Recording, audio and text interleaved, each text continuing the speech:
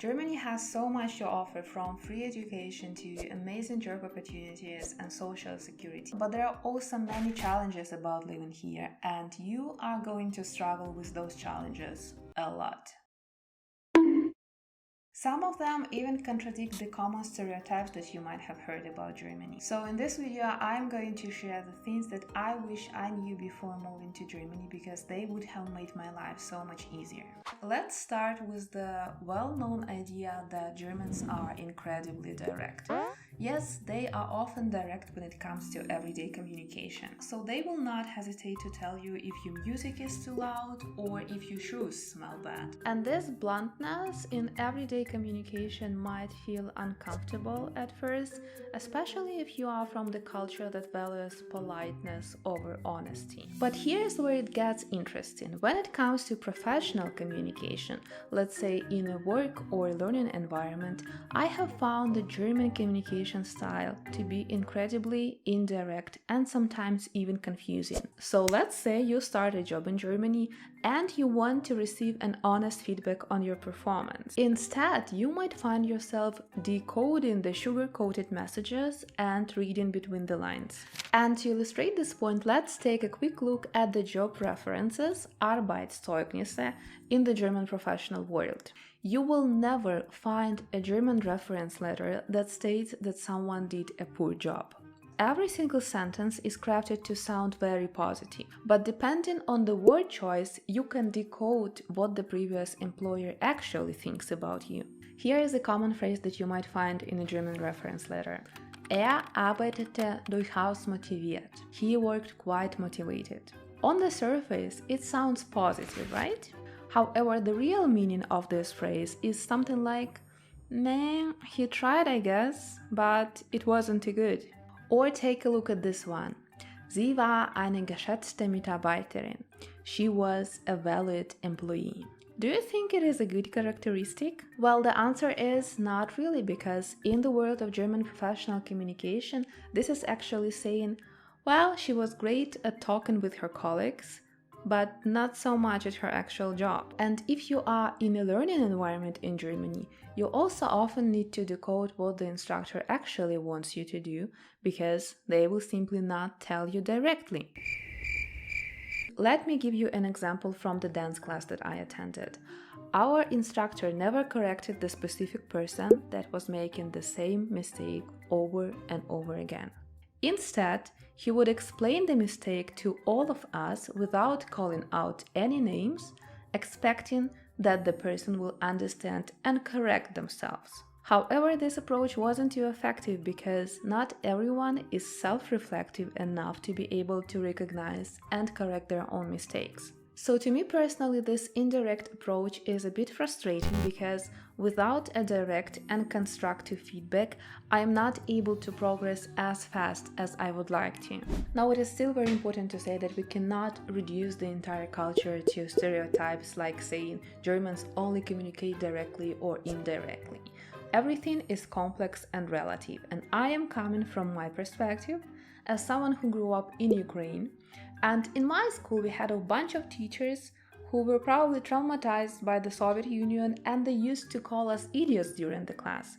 So to me, the German gentle way of giving feedback is just too gentle sometimes. And I'd love to hear how it is in your country. Is it easy to get a direct feedback, or do you also need to read between the lines, trying to guess what the person is actually trying to say? As I mentioned, I come from Ukraine, where things move much quicker in the everyday life, and I am used to scheduling doctor's appointments and opening bank accounts to be super fast and super easy. In Ukraine, you solve your issues like that.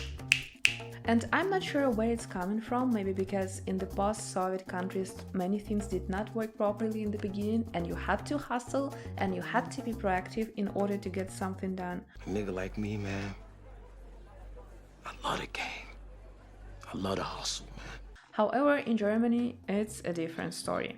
Whether it's applying for university, extending your visa, getting any type of paperwork done, it usually takes quite some time. And I even remember waiting 5 months for a doctor's appointment just to get the classic advice to take ibuprofen. Really?